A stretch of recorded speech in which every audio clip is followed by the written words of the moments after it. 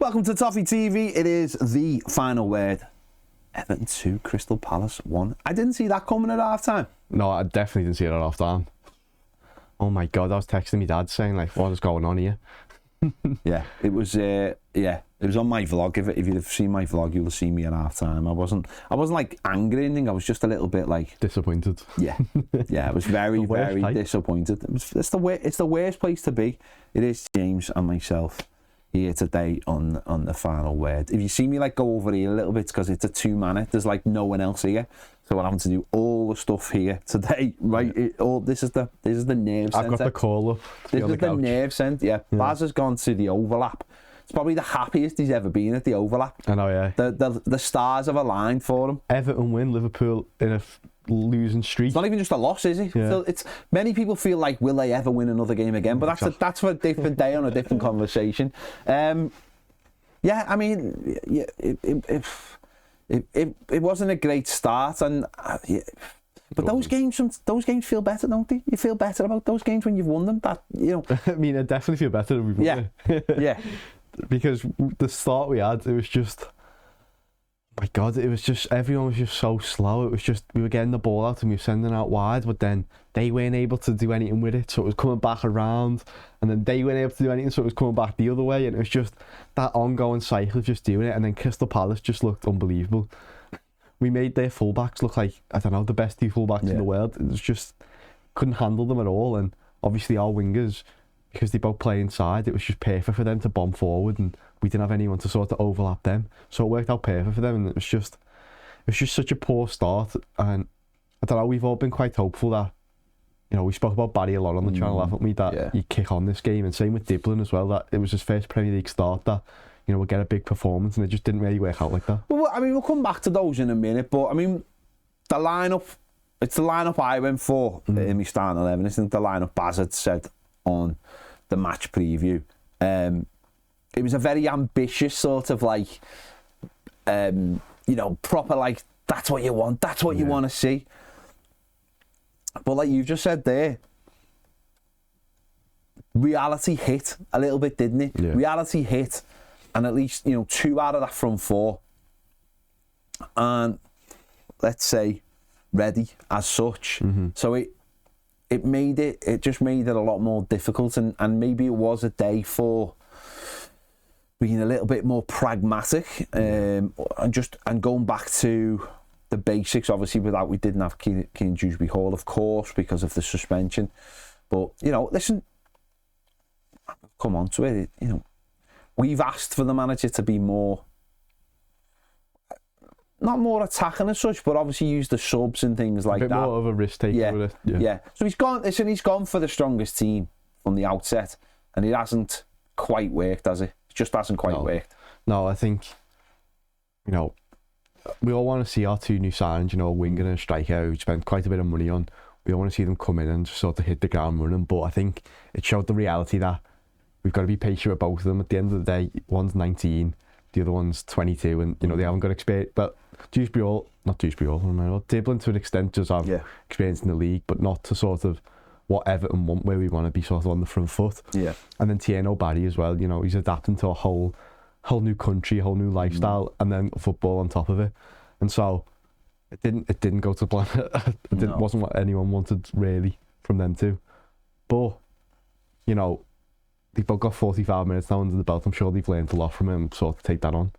Yeah, I mean, and that's the best way to look at it, isn't it? The best way to look at it is that they have had those opportunities now, 45 minutes, and not to, I suppose it's to maybe not to see it in the negative light, which of course we all will, because we're Everton fans or football fans.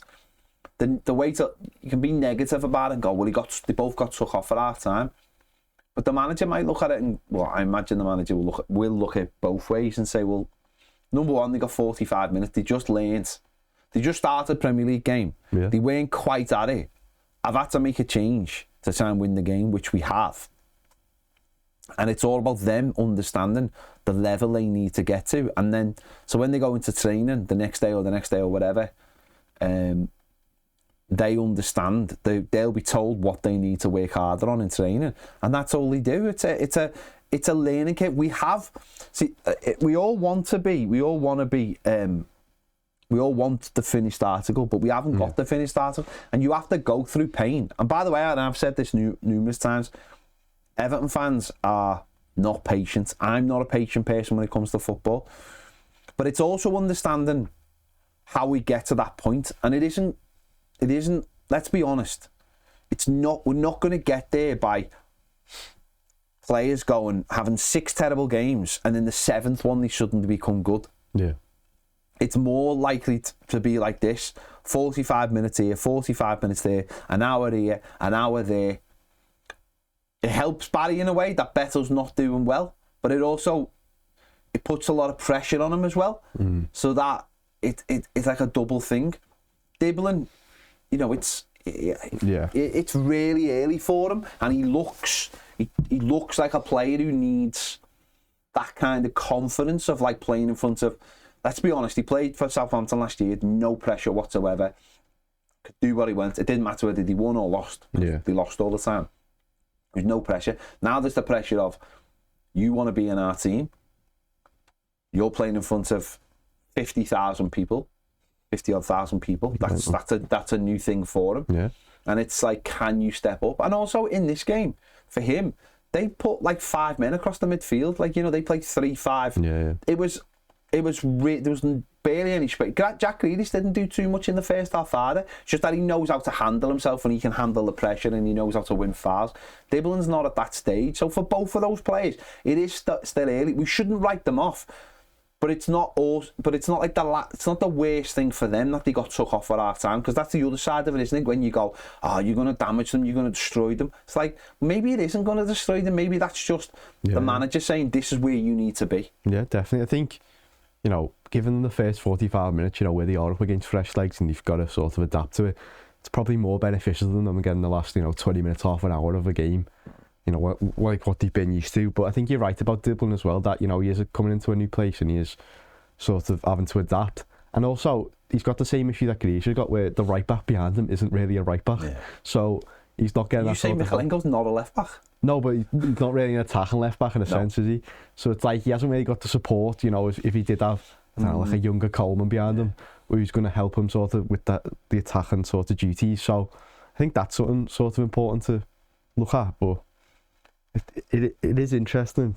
And you was talking then about Barry, sort of more pressure being put on him. And we had an interesting conversation on the live, didn't we, about sort of strikers and how, the last sort of project striker that worked for Everton was Calvert-Lewin, who when he first came into the team, he had Lukaku and stuff ahead of him, and then he had Richarlison, and it was other players, who were getting, double-figure goals, and that meant that, if he had an off game or if he just came on for 20 minutes at the end, it was all right. And unfortunately, that's not the situation that Barry's coming into, and he's coming into a situation where everyone's looking at him to sort of be the main striker, and he's not ready for that ultimately, and we've seen that. And hopefully he just continues, to get 45 minutes here for half an hour there, and then he eventually builds it up, and him and Betto keep doing half a game each, and one of them eventually will kick on, get a bit of form, and then we'll keep running with them, and we won't have to look at anyone in January. Like you said, it's difficult for Barry, because I remember when was it like 2008? Sorry, 2018, 2019 maybe. I remember someone asking, I think it was just a fan, asked Marcel Brands about buying a number 9 or something, and he basically said they're out already at the club, and he was talking about Richarlison, and he was talking about Dominic Calvert-Lewin, and what he, basically what he was saying was, these two are going to be our strikers. These are the future, and they're gonna bat off each other. Obviously Richarlison coming from day one and scored goals and had a level of consistency, and Dom, it took him time and he was frustrating, and he got to a point where he was scoring goals. The frustrating thing was he stopped scoring goals, and people always held into that. The problem is, because Betto's not scoring goals and taking that pressure off Barry as such, to develop quietly, the pressure's all on Barry now, which is, it's a good pressure because it's allowed him to get starts, but also I think he still would have got starts even if Betto was scoring. Yeah. Because it would have because the manager then can go on, you go on, because I know you'll go on and score. So it is really difficult for him. Diblin's is slightly different because he's not going to be in and out of the team. He's going to come in when Everton are short. Yeah. So obviously for this game, not having Dewsbury Hall, Mensah go inside. The only worry is now is not a worry. Again, it's about the squad, and we have to learn to use the squad, and we have to learn to trust the manager for the next game. I can't think he'll play. I wouldn't think he'll play against Manchester City, but because Carlos Alcaraz has come in and said, I want to play in that game, and put a performance in the second half again, which we'll come on to in a moment. Could put a performance on. Yeah. That has said to the manager, no, he mightn't be ready, but I'm ready. And that's the point of having a squad, isn't it? Yeah. That's the point, is if a player doesn't step up, the next one has to be ready to step up, and that's something we haven't had. And I'm not saying we've got loads of him at the moment, but with Carlos Alcaraz, Dewsbury Hall, it might be a case of the manager saying in the next game, well, I just need to fit in all the best players, rather than fit in, a player who's there. And it will take time. It's gonna, Dewsbury Hall's 19, Diblin's 19, Barry's 22. Yeah. These are young. Also with Barry, this is a lad who's bounced around 3 different clubs in the last 3 years, and it's taken him time to step up, but he has stepped up, and we just have to have. It's not even confidence in the player. Do you know who it is? It's confidence in the manager and the coaching team. Yeah. That they get him ready for when it really, really matters. And that's why a win like this for me is such an important win, because we're winning without being like that good.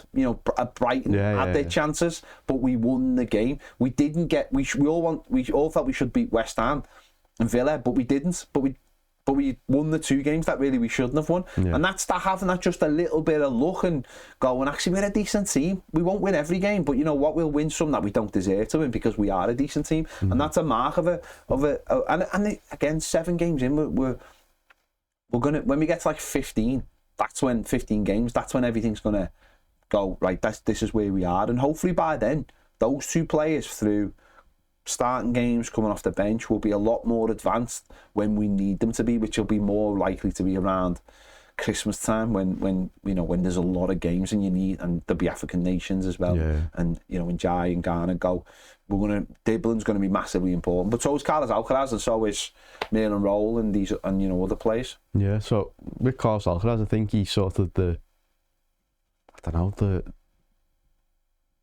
perfect player to showcase that the 45-minute thing doesn't work, in a sense, because this season obviously he started against Mansfield, had a good game, and then he started against Wolves and he got taken off at half time because he weren't having a good game, and then his first game back, his first sort of chance, he comes back in and he has that sort of performance and changed the game for Everton completely, and arguably was the reason why we were able to come back. And I think if you're looking at it as like a Tierno Barry or a Diblin or whatever, he's sort of the blueprint of what they should be aiming to do now from this, is that maybe it hasn't worked out first time, but it's been shown that it doesn't really matter and you can come back in. And so one thing I'd say about Barry is Barry can't say he's been he's not being picked on or singled out, because the same things happened to Betto and Diblin in this game. The manager's not scared to make tough decisions and take people off at half time. He's done it in 3 or 4 games now. Yeah, I think because there's been a big worry, hasn't there, that sort of that back three behind the striker, because of the quality they do have and how well he started the season, that there's almost like a fear to take any of them off, because then you're detrimenting the team. But I know obviously Dewsbury wasn't available, but it's shown that, a player like Alcaraz, he's way more direct, he's way more progressive, and his passing move that he was doing a lot with Ndai changed the game, and his connection with Betto. So I think that's how they opened David Moyes' eyes up, that we don't always have to play that one exact way, and hopefully with Diblin and stuff coming in soon, that they'll also have the same sort of effect that Alcaraz has had too. Yeah, first half we were just so slow and ponderous when we were Palace started well. They got long throws, corners. They were first few minutes, they straight away put us under pressure, and straight away it was like, oh, here we go. They settled into the game so much quicker than we did, ridiculously quicker than we did, and then when we got on the ball, we found it really difficult to get any kind of tempo going, because they're a team, like we mentioned on the match preview, which is full of power and agility and speed. And the way they got up and down the pitch, the way their wing backs got up and down the pitch. I mean, Mitchell, I think it was they hit the side of the post on one side, and obviously Muniz, was it, on the other side, scores the goal. They were flying up and down all game, and then that allowed the centre backs to push right up, and so their team are pushing up, whereas our defence is slow. Yeah. So it's having to play deeper. So the gaps are bigger, and you saw that for the goal. The goal was one pass that cut right through our midfield. James Garner's not really sitting as a 6 because really there's only 2 of them in midfield, and that was the danger of having no like midfielder in there and having Njai playing as a number 10 rather than number 8. Yeah. Toffee has to go with the man. He pulls him out, quickly moves the ball, and before you know it, there's an overload on our left, and he puts it through, and they're 1-0 up. I thought Pickford could have done better for it. I thought he came out to try and block with his feet, and he hasn't timed it, and it looks really poor. Where maybe he should have, I don't know, covered more of the goal. He came out and he didn't really look like he'd covered that side of the goal. Maybe he should have come up and stood him up a little bit. So I didn't think Pickford did brilliant for that goal, but that happened a couple of times. That had happened before with Mateta. Quick ball, side that down, gets the touch, gets the shot off. And they were just so more quicker and fluent than we were, where everything for us was like, stop, start, stop, start, stop, start. And it just looked like, it really did look like we were going to get, it just looked like it was going to be such an easy day for Palace more than anything else. Yeah, I think you're right. I think it was just, everything was just felt so slow. And it felt like, you know, everyone else was waiting for someone else to make the run, but then no one was actually making it. And so the wingers were getting it, and there was nothing really they couldn't make from it. And something that, you know, when it hasn't been working out, that was frustrating me, was that it was almost like they were just forcing the ball to Jack Grealish and hoping that he'd do something with it when no one else was really helping him out. So every time Michalenko got it, he was just looking for him rather than, you know, taking it on himself or trying a different pass. And I think that was, for Crystal Palace, that's exactly what they want to happen, because they had someone on Jack Grealish so tight so often, so it was easy for them to defend, and that was like why our threat was really gone. Do you think it's I've heard this thrown about in the last couple of weeks, and it's not something I can sort of deny as such, but do you think at times we do look a little bit like it's all off the cuff? Like it's, don't get me wrong, I'm not, I just feel like we've got good players, but a lot of them aren't fast. I'm not saying they're slow, but they're not fast. So if you haven't got fast players, you have to like do things that mean you move the ball quicker. The ball has to be the quickest thing on the pitch. And I think what's been frustrating in the last couple of weeks is how much we've intentionally slowed it down. Yeah. Which means we find the opposition harder to break down.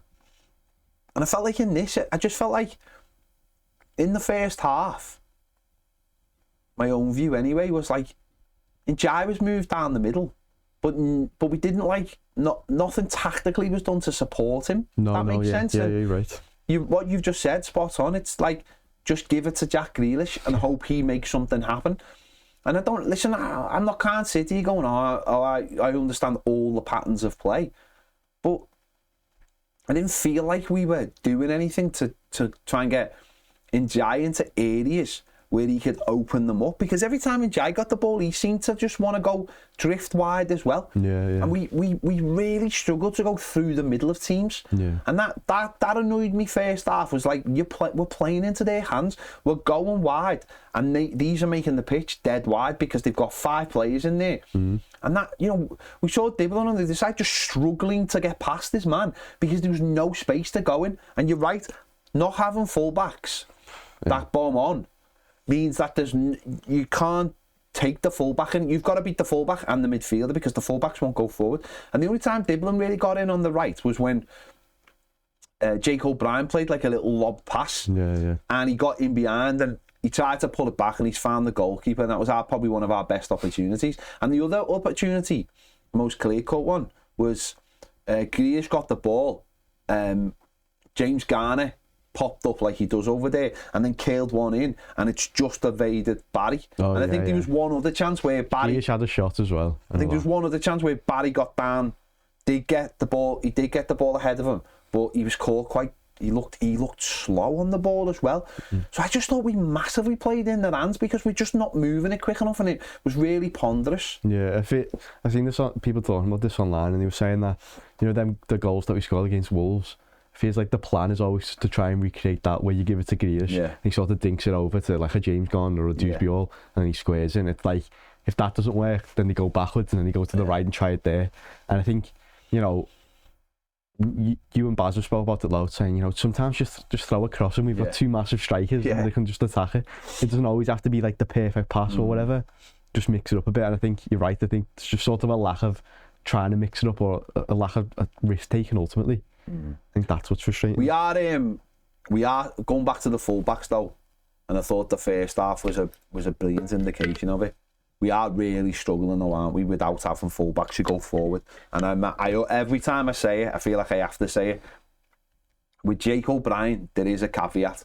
Of course there's a caveat. He's a 6'6" centre-back who's playing right back, and he was put in there because, let's be honest, he was put in there at the end of December to help us defensively, but give us a little bit of balance because he's decent with his feet. Don't get me wrong, he's surprised us all by how agile sometimes he looks. But everything has its limits, and that natural way of playing as a fullback, which is getting up and down if you're a modern day fullback, creating space, which has been like drummed into you since you're a kid because you're learning the position. And for him, that's obviously an issue. That's obviously something that he's a centre-back, he knows what he's doing. He's played dead though. And on the other side, Michalenko, we've got a defensive left-back who wouldn't look out of place if he was a centre-back. He really wouldn't. Because that's the kind of mindset he has. Because even when he gets in the final third, his quality is very limited. He's not a very good crosser of the ball on the run. Don't get me... When he's running, when it's stopped and he gets a time to cross the ball, don't get me wrong, like it's a free kick. No issue there. But I think if you're going to be a modern fullback, I think you have to be able to do what we saw Juve do on Monday night, which is take a ball on the run and whip it in. And it's not in his nature to go past. And this again comes from how you are brought up in the game, what is coached into you, how brave you are. He doesn't have it in him. He doesn't quite understand the runs. As I saw Chelsea's winning. I'm sure everyone saw Chelsea's winning goal from the weekend. But just the way in the last minute, their fullback is bombing on. The player their midfielder stops with the ball, and he keeps going. And that opens up the whole pitch, because that player now has got two choices. He chooses to play, and very similar, funny enough, you just mentioned the Wolves goal, but very similar to the Njai goal against Wolves, where Grealish played it into Dewsbury Hall and then he faced it across. Having that player on the run, it's so important in football. It can't be marked. You can't be marked if you're on the run properly. And because you've got a player like Grealish who's taking all the attention, but also can find that pass, we have to have that run all the time. And unfortunately, Michalenko just doesn't make it enough. And also, it's a diversion ball as well. It's a diversion run. You make the run, Grealish has an extra couple of yards, he can put in a good ball of himself. And we just don't have that. And if we had two fullbacks who could do that, or even one fullback who could do it, and just take the pressure off the other side, we'd as a team, it would open us up so much. Yeah, absolutely. I think, you know, you're right.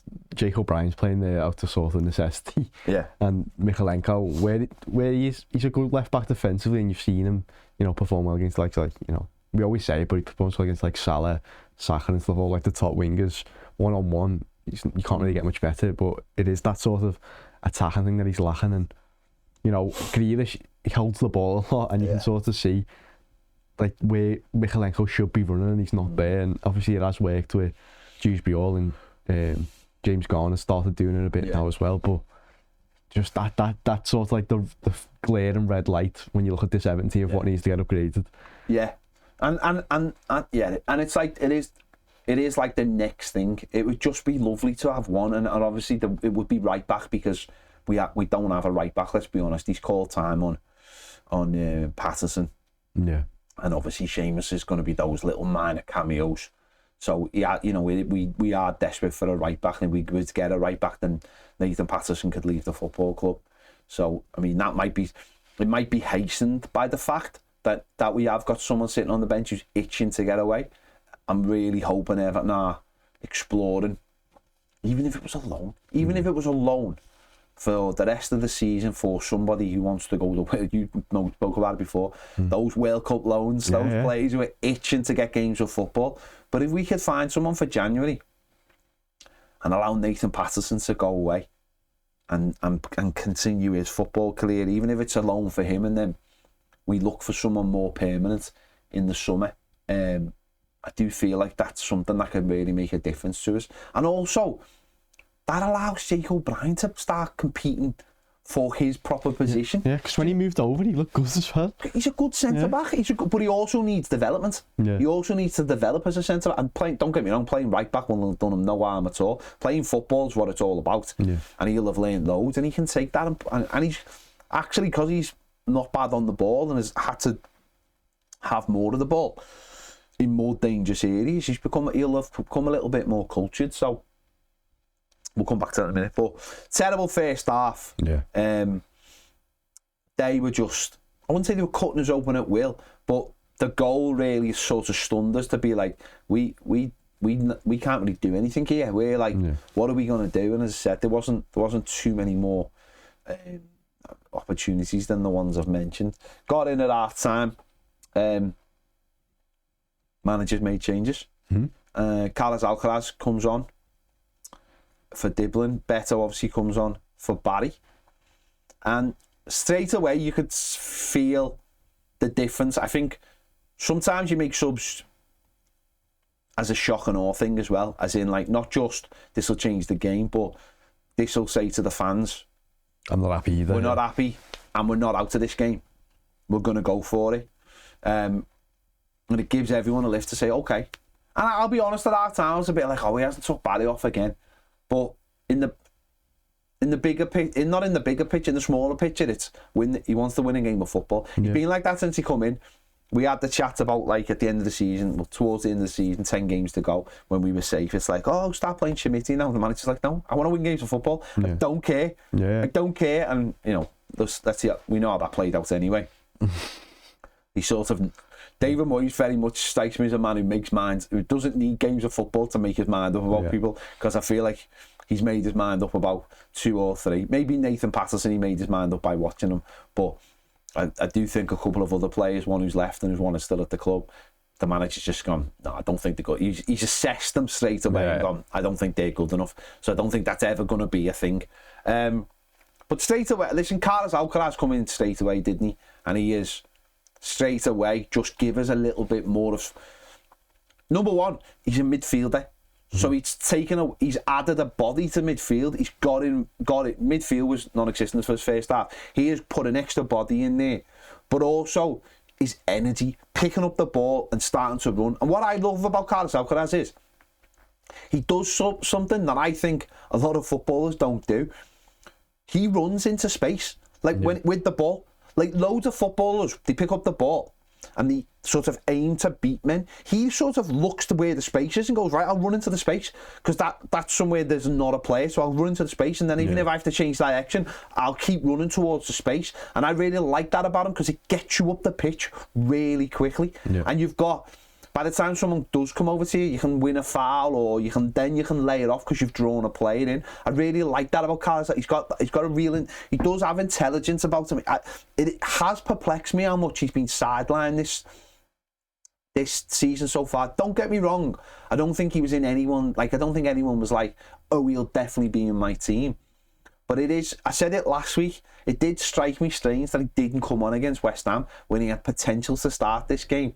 Like, I think I don't think he should have been taken off against Wolves either. I think he should have stayed on the pitch. But he has been sidelined. But I'm delighted he came on in this match, and he really did say to the manager, I'm giving you an option here, and I'm giving you something to think about next week. And that energy, I think, really... People like Carlos Alcaraz as well. That really helps. People, the fans, I think, really like Carlos Alcaraz. They like his attitude. They like the way he's been since day one. It really helped that the first time we showed him in the league, he scored the winner against Crystal Palace. I think people really like him, and they feel like he's a really good squad member if he's used correctly. And he was terrific when he come on. Yeah, I think sort of... You know, when he had that sort of big stint in the Everton team, he was playing out on the right, weren't he? And because he's not like the quickest either, it sort of, I don't know, maybe ruined people's opinions on him because he weren't just being that out and out winger that we've been looking for. And so I think people forgot how good he can be sort of through the middle. And, you know, when he signed for Everton, you know, he's played a lot of games as, you know, the 10, but he's played a lot as the striker and a lot as a midfielder. So he's through that whole spine, really. I think people forget that. And you're right, as soon as he came on, he made the instant difference, and it was... You know, something that I was complaining about in the first half, where players were receiving the ball, passing it, and then no one was really making a move for him. He was making them passes, but then he was also sprinting. So he could be the next ball. And, you know, it was, from what we had at the first half, it was exactly what we needed. And, you know, his link up with Betto as well, I thought was really interesting, and how well they were, like, sort of playing off each other, and how well he was playing win and die. So I think, you know, with how solid that three behind the striker have been, he's now shown that, you know, they're not the be all and end all, and that we can throw him on, and sort of he will change a game for us. And I know obviously Dewsbury wasn't available. Well, but we say this I think me and Baz have said this basically every year since we've started, is a team that starts the season isn't necessarily the team that, you know, is the team all season. A team can look very different at the end of the season than it does at the beginning of the season, through signings, through players bedding in, through players taking the chances, through youngsters coming into the team. It can look very different, and it's about it's about people taking their chances. It's about someone like Carlos Alcaraz taking a chance and knocking on the door of the manager. And we have said about the manager, about the subs, about not trusting the players, and that's what sort of annoyed me about the last two games, where it felt like in many ways it was like we protect what we've got, or use it all good enough. That's on the players to make those changes. And I think, you know, Alcaraz has said, and Beto's energy as well, when he come on, just starting to do the basics that Barry wasn't doing, I thought was really important. But I don't think you can look. I think the next sub, Michael Keane, going off on the 65th minute for Tim Minabunam, I think this had more of an impact on the game than a lot of people maybe realise. Tim obviously come on.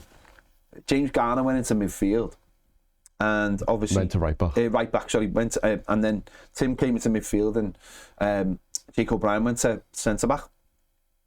Number one, I thought Michael Keane was doing fine up to then. Yeah. But I think Jake going there, we lost nothing. We lost nothing with him being there. But that sub, Garner, suddenly we had someone at right back who was really comfortable on the ball, who could go forward and just join in and play some clever little passes. And then Tim Minabunam, who, let's be honest, he's up and down. He is a young player. He's developing all the time. But his energy levels were so important. Just as Palace was starting to tire, obviously he played in the cup in Europe in the conference. Just as they started to tire, his energy levels really added something. Now this was not long after, by the way, that Palace had two unbelievable chances to take the game on. Mateta twice. First of all, I think it was the first one was Toffee, and runs into Michalenko. They go for the same ball and they hit each other, and Mateta runs on. Dinks it over Pickford, and Jake O'Brien was there on the line to get it away. And the second one was they played the ball between down Tarky's side, I think it was. They've ran onto it. Pickford's come out. He hasn't allowed them to go round them, which is good. Pickford then falls over.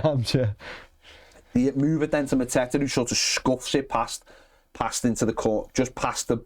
Like either of them had gone in, so it wasn't plain sailing the second half. We were caught out a couple of times, but this sub, just give us a different kind of energy. Because what's mad is there has been like a noticeable trend, hasn't there, of like managers taking centre-backs off for other centre-backs. Now, I'm not saying that's what we should start doing, but certainly putting Jacob Brien and putting Garner at right back just added something to the team, and Boonham started adding something, and obviously that was key for our equaliser. Yeah. So with Michael Keane, you know, Jacob Brien, like disputing that he's just quicker than Michael Keane, and he's probably better on the ball and more confident. As you said, it's the stuff that he's learning from playing at right back. And I think you're right. As soon as James Garner went to right back, he feels more like an out-and-out right back, and something that, like, a profile that should be playing there. I think if, you know, a Malin Roller, someone comes in eventually, I could see him playing there for Everton because of how well he did play. And Boonham, as soon as he came on, you'd sort of seen the difference. You know, as you said, he's been sort of up and down since he's been at Everton, but you can see there's a player in there, and it's just sort of like he's got all the attributes, but sometimes it's like that concentration, or he's a bit sloppy. You know, he'll do a pass too short or whatever. But he came on, he had this like dribble where he got past two of them and he was perfect in, and that energy they just couldn't really handle from there. Tiernan Boonham, he had 17 touches of the ball, 90% pass accuracy, only misplaced one of his passes. But for the equaliser, he was shot because Tiernan Boonham, it is that concentration. He gets caught on the ball, and it's one of those things. It's like he has the picture in his head, but he can't do it quick enough. And for the penalty, winning the penalty was so important because he actually has the ball, and he's so lucky. Not lucky as in like, God, you're lucky. Like he's lucky he didn't lose it, put it that way, because they would have been on the break. But he manages to keep it. He manages to get it out his feet, and then he knocks a good ball into Mykolenko. Makes the run. And then Mykolenko plays the ball to Betto. It obviously goes past Betto, but all the attention is on him. The defender doesn't seem to see Tiernan Boonham. And what's really good about this, we don't have too many midfielders who run past our centre-forward. I mean, he's literally running past the centre-forward. Yeah. That's what wins him the penalty. We don't do that enough. We have isolated our centre-forwards enough. The run by Betto's really good. It's what we want to see. And Betto's run's really important because Barry wasn't giving us those runs where we can just play a ball around the corner. And it was a ball that Betto is more used to having, that manages to get him into good positions. But luckily, Tiernan Boonham makes the run. The lad takes him out. It's just a foul. It's just one of them. He fouls him. And it gets you a penalty, and you're back in the game just by the sheer effort of having a few players who want to run in forward positions and a decent ball. Yeah. When we got the pen, who did you think was going to be the one to take it? I'll be honest. That was a big question. I forgot Njai took the penalties. I sort of forgot. I wanted Betto to take it because I like centre forwards to take penalties because I think it's really important. I think if you've got two centre forwards who aren't scoring goals, I think it's really important that one of them, if you get a penalty, one of them takes it. But then on the flip side of that, it's 1-0, and you know basically Njai has done really well on pens so far. So I had when they give it to Njai, I wasn't like fuming, but I would like a situation where one of our centre forward. I do think I've seen Walter Maid score for. I mean, by the way, what a penalty! Have you seen it? Just it's this dead weird, but it just goes dead top corner. It's amazing. But that thing of like he scored 3 and 3 at St James's Park, it was like it was a pen. It doesn't matter, does it? Yeah. Because at the end of the season, it's confidence. Scored my last game. I think Betto could have done with that. I mean, we'll come on to what he could have done and might not have done. But Njai is like their goalkeeper, by the way, is a good penalty saving goalkeeper, isn't he? So with 15 minutes to go, Njai's probably the one where you're like, he's the coolest, he's the calmest, and he is. Yeah. He's a great penalty taker. He doesn't get foot. He's also one of those penalty takers that waits for the goalie to go and just rolls it in the other side. Yeah. He's got that knack about him as well. I think as well, say if Betto did stand up for it, and you know it's such a crucial goal to get back in it, if he missed it, oh my, then his confidence is at an all-time low. Yeah. So there's a lot riding on it. So yeah, it was right. There is. Sometimes you just need a good performance and just to get back in the game and then sort itself out. You want your centre forwards to take penalties just to add to the goal tally, just to say, oh, he scored, or he's, it's important. It adds to it, but it got us back in the game, and from then on, there was only ever going to be one winner. I felt they looked they looked really, really tired. They took the likes like Mateta and stuff off then. Yeah, they'd already took Mateta off before that, hadn't he? Yeah. They brought on Jefferson Lerma, come on 82nd minute. They brought on Devaney late on for Pino, so they were going a bit more defensive. They took Sarr off with 1 minute to go, so they were already looking to go a little bit more defensive. The main players had run their course, and there was only ever going to be 1 minute. And when it went up for 8 minutes, just thinking, come on, we can do this. Yeah. Like we can win this. Come on, there was only one, and by then. The crowd was up. There'd been a moment, haven't he? James Garner wanted to take a free kick. Was it Pino who stood in front of him? He wouldn't move. James Garner just pushed him over. He booked the lad for not moving and booked James Garner, which is just pathetic. Yeah. And then the lad still didn't go 10 yards, but the referee allowed it to play on. There was that battle as well with Grealish and Munoz, that sort of brilliant, where he was just leaving a bit in on him and they were pushing each other and like shouting stuff for each other, and that just kept evolving as well, which was adding to the crowd. And he had that moment where Grealish took it and sent him flying, out-muscled him, and took the shot and went to the keeper. And I think that was really interesting, just seeing how them two, it was like them little battles are on the pitch, but the crowd's behind them as well. And it was like the first time, but as the games I've been to, the Hill Dickinson, where it felt like, we were all really behind it, and it was like everyone was screaming at everything. Yeah. It was great. Yeah, I think that was it, wasn't it? The crowd, the crowd was quiet at moments. There's no hiding from it. No one has to make excuses. The crowd were quiet. Palace fans were singing, stuff about it being a library and all that kind of thing. The crowd can be quiet, and we have to find a way of getting it going. There's no point hiding from it. No point being like, oh, it's not, because when it's boss, it's boss. It's like, it's quiet. But that's when it started going. And as I said to you before, it's like, I don't mind whatever noise it is that gets people going. If it's people like moaning, then it's people moaning. Yeah. If it's people shouting at the opposition or the referee, sound. Because if I jump up and I'm like, and then the next person behind me, and then next minute it's like everyone starts singing because the way the noise travels around that ground and stays in the ground, noise can just be like, oh my God, how loud's this place? And no one's singing. It's just noise. Yeah. And I have no issue with that. And that's what it started to be. These little decisions. And Grealish having a fight, little battle, and then everyone starts going. Yeah. And how many times have we seen it where at Goodison where people start singing, run, because there's been a little battle, and that's all it takes. And the last 15 minutes, once we'd scored the goal, the crowd were like, there was a reason then, wasn't it? There was a reason to get behind them, and reason to have a real go at trying to get us over the line. Yeah, everyone was just stood up around me, and it wasn't even standing area, and it was just like. We just couldn't believe that we were able to turn it around, and as you said, the crowd was so loud that like afterwards my ears didn't feel right. It felt like, when you go in like a nightclub and you come out of it, it's like everything feels weird. It was like that leaving the match, and that's like the first time that's ever happened. And it was just great. And the fact that we'll go on to in a minute how the goal came about, and that battle sort of evolved to he was the one who whipped into Grealish, and it was just everything just worked out perfectly. Well, I mean, the goal, obviously the winning goal, it started down the left, hadn't it? And a ball tried to play a ball. Was it Michalenko tried to play the ball and took a deflection, and it bounced to Carlos Alcaraz, who straight away wants to go forward, wants to be positive. Saw Njai on the move. And Jai is brilliant because he sort of slows it down and looks like he might come back. Doesn't do the full twist, but looks like he might come back. Takes him right to the byline and pulls a great ball in. And this is what we've been talking about the last few weeks, is like, when in doubt, just stand it up. Because what you can do there is, and this is what sort of Jack Grealish has been doing a little bit, was you can stop there and then come back. But he doesn't. He decides to stand it up. He knows there's players in there, but he doesn't.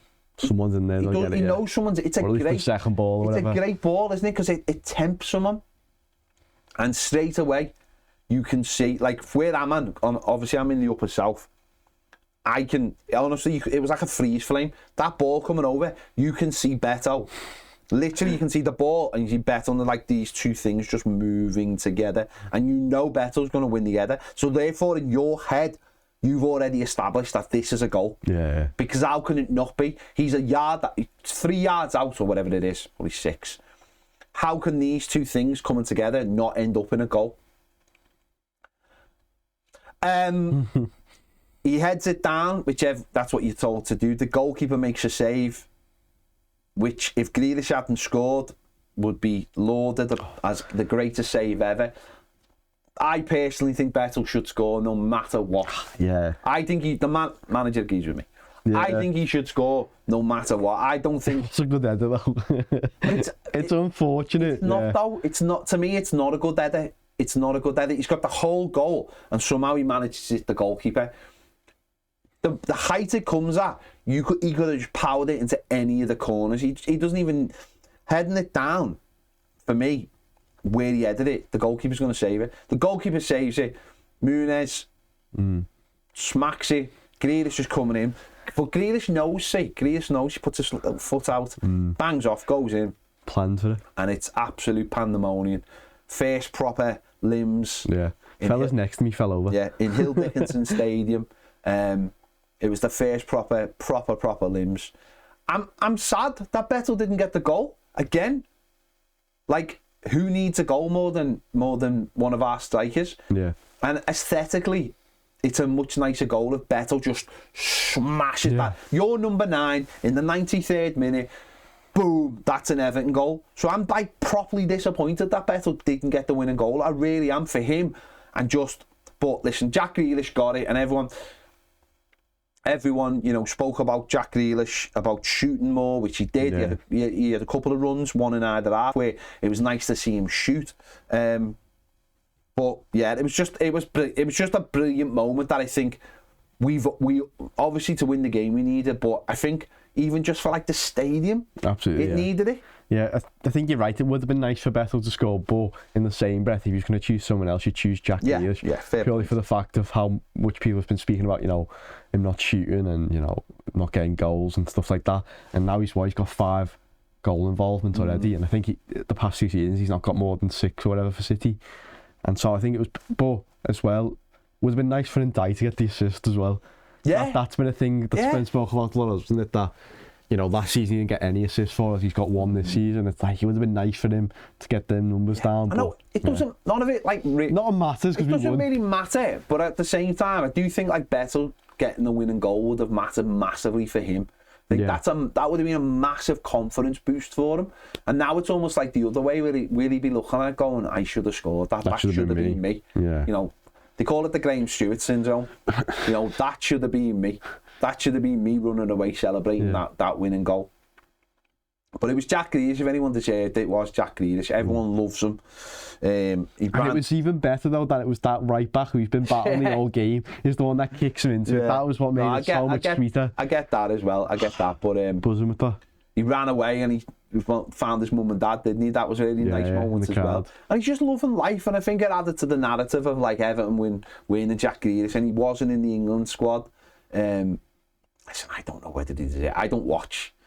I don't watch the other players enough to know who play in his position to know whether he deserves to be. I do think if it comes to a World Cup and you want that one player that, you know, you would send on to try and get you something in a game, then Jack Grealish to me is more that player than a lot of other players. But listen, if he's got some kind of injury problem, which the manager alluded to, then it's probably better he has the 3 weeks off. Yeah, absolutely. Let him come back and be properly. But let's have a little look at Jack's stats from the game. I mean, you've put goals for. I don't know how that's happened. So you've put goals for. He didn't score 4 goals, he scored 1. Yeah, so goals 1. XG 0.49. 84% passing.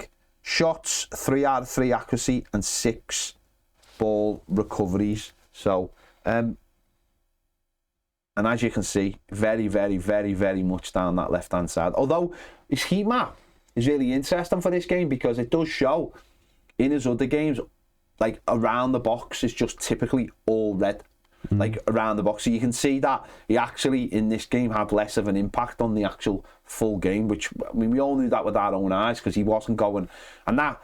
The fullbacks were just pinning the back. Testament to, I think, Palace, the way Palace played. But Yeah, I mean, in the grand scheme of things, ultimately, getting a winner is a brilliant story for Everton. Everyone's talking about him.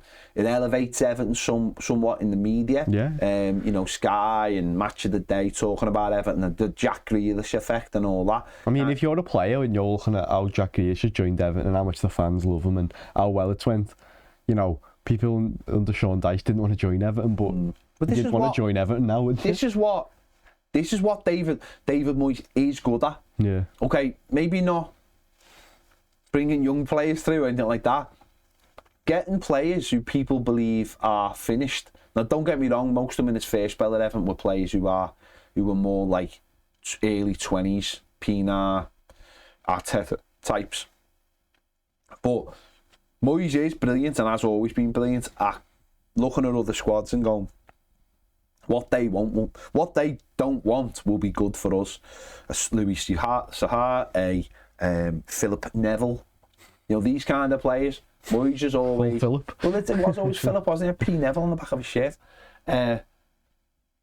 It was always like he was really good at giving people like second chances or whatever it was. So, of course, Jack Grealish coming to Everton is going to be afforded anything he wants. Yeah. Because he makes Everton a much better team. It's as simple as that. We've seen that with the assist, we've seen that with the creation, and now we've seen it with a goal. Mm-hmm. He asked them to shoot more, and he did shoot more. And I think that was, you know, we had you're right, the Muniz one before. If he'd scored the whole place would have gone. That would have been such a good goal. Because if there is one thing he sort of lacks in his game, it is his shooting ability, it's his goal scoring. It's never been like amazing. It's never been amazing. Like if he could, like he's not one. I don't think he's one for like going at that point going, I'll bend this. Yeah. Which is weird when you look how good a footballer is. He's not one that strikes me that's I'll just bend this top corner. But that would have been brilliant, bouncing a player. Bouncing him off and then just and you've been back. I mean, he got the last laugh anyway, but that would have been great as well. Yeah, that would have been great. But as I said, the place went mad, and then it was just a case of like, it was weird because then it was just a case of like seeing it out. And I thought for the most part, like for the first, like, so what was that, 93 minutes? And it was 98. Literally for the next 5 minutes, we were absolutely fine. Yeah. We were like fine. Like there was a couple of moments, one where I think they had a free kick had come in or something, and it bounced to the lad on the edge of the box and he kicks it wide. We were putting the ball in the corners, we were forced them throws, and we were fine. And then like, Njai goes off. They don't let us make a sub. And the whole place is just like you get that. It goes past 98, and it's how long is it going to be? And it was like we had 10 men for like a minute. And then VAR happened, and then the VAR. I don't even know what happened. I thought it was our play again sent off. Yeah, and then like possible red card. I was like possible red card. Now like I didn't even realise. I thought it was like. And then people are losing their minds. Players are losing their minds, and fans are losing their minds because like, where's this time coming from? But that's only helping Palace's cause. Yeah. Because it's like all our players aren't, or not all our players. Some of our players aren't like fully concentrating. And it just led to a little bit of panic. Yeah. Like we've almost like celebrated the win before we've already won it. And then they got, what did they get? They got a free kick, a throw in, and then they got a corner. Pickford's had to make a last ditch save just to stop that like getting the ball. He didn't like shoot, but he was just able to get in. Pickford has to do a big Superman punch. And then I think finally Coleman gets pushed and goes down, and I think the ref, they're like, what? Grealish goes like that to the scoreboard. He goes like that, look at the time. And I think the ref basically goes to him, it's finished when he takes this kick. He takes the kick and it was over. It's just like, where did you get that time? You've played 4 extra minutes. Okay, a minute for celebrating a goal, 30 seconds for Njai, and 30 seconds for a sub. Yeah. All right, you can add another 30 seconds on for the VAR. That's what? It's still nowhere near 3 minutes at most. Honest to God, these refs, they just want to punish us. They just want to punish us, but we only get 3 minutes in the derby. Yeah, never forget. But it's a big win. We got through it, and it could be a big day for Hill Dickinson Stadium as well, and just moving forward. 11 points from 7 games. You know, we're top half of the table. And it's just about sort of keeping that it's about just keeping that level of consistency now, isn't it, with the points? Yeah, I think, you know, after the Wolves, going out to Wolves and then the Aston Villa game, the West Ham game, you know, after such like a good start, everyone was like, oh, we're going to fall back into it, and people were, you know, arguing with each other online. But I think this game sort of brought back, and that we have got the quality, you know, to go and beat teams even if they are unbeaten in 19 games or whatever.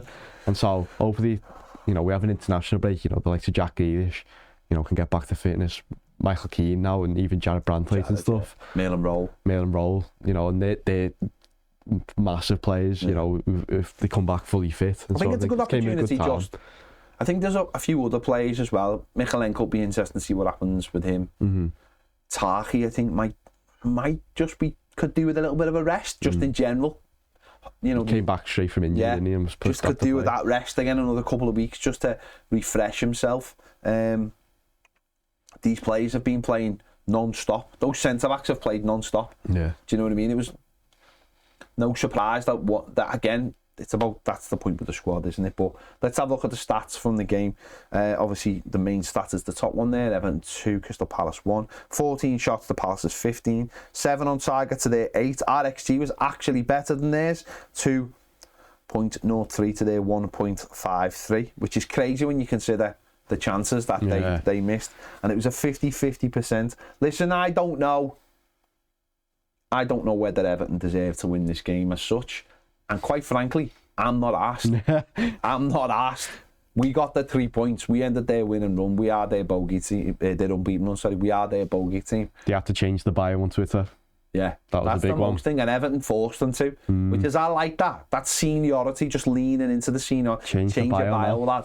No ifs, buts and maybes. Change your bio, lad. I like that. That's what I like. I like that level of shithousery. Yeah. And I'm sure others do as well. They respect it. There you go. We are carrying on Toffee TV Premier. This is live on Toffee TV Premier right now to do their comments. So if you're not a Toffee TV Premier, I'm going to tell you right now, it's less. Well, it's half of a donut. That's all I'm going to say to you. It's half of a donut. So you could have a delicious donut, or you could have 2 months of Toffee TV Premier. That's up to you. That's on you. All I know is, long term, we're better for your health. I think we're better for your health long term. I know we're better. We're better for your mental health, and not eating that donut will be better for your general health. We are saving your cholesterol by you joining Toffee TV Premier. It's science. It's health. It's absolute science. Yeah. They should get people on this morning when people ring up going, I'm really struggling with this or that at the moment. Go, listen, whatever you're doing, stop it and just sign up to Toffee TV Premier. That's what you should do. It's science, honestly. It's absolute science. It is. There you go. I'll leave it at that. Thanks for watching. See you all later.